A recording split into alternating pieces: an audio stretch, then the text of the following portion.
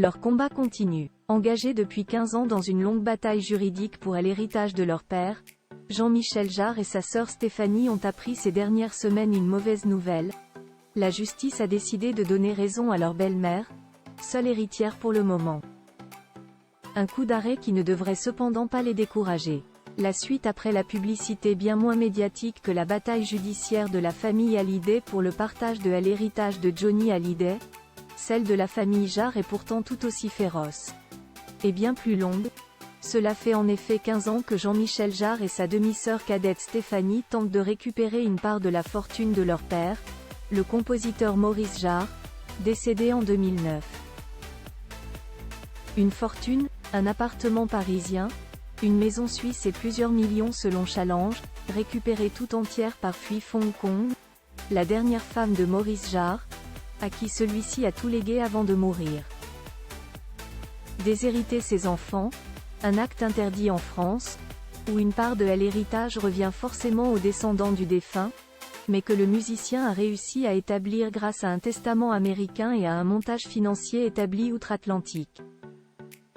Un montage financier a permis de déshériter ses enfants, un montage financier qui ne plaît pas du tout à ses deux enfants encore en vie, Kevin Jarre, qu'il avait adopté, est mort en 2011, qui voit plusieurs millions d'euros leur échapper et qui réclament surtout les droits sur les œuvres de leur père.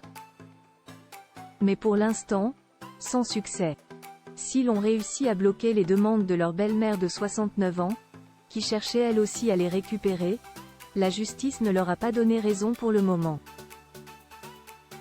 Comme le rapportent en effet nos confrères de Challenge, la Cour européenne des droits de l'homme, CEDH, qu'il avait saisi pour manquement au respect des droits de la famille et atteinte excessive à la sécurité juridique, a jugé qu'aucune violation des droits de l'homme en France n'avait été commise, malgré cet héritage qui leur est toujours refusé.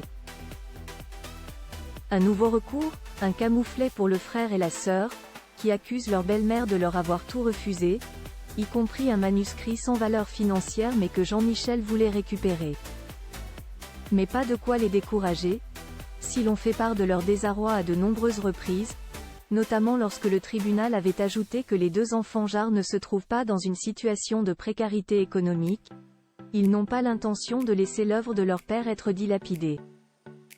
Des œuvres françaises historiques de notre père, celles qui sont liées à l'histoire du Festival d'Avignon, qu'il a en partie créé, et du TNP, le Théâtre National Populaire. Iront, au décès de sa veuve malaisienne, dormir bien loin du palais des papes, ou bien ils disparaîtront. Il s'agit là d'une partie du patrimoine français qu'on laisse partir, a dénoncé le compositeur de musique électronique, en couple avec l'actrice chinoise Gong Li et qui vient de devenir le premier à voler dans une voiture volante, la Aircar, cette voiture volante développée par l'entreprise Klein Vision.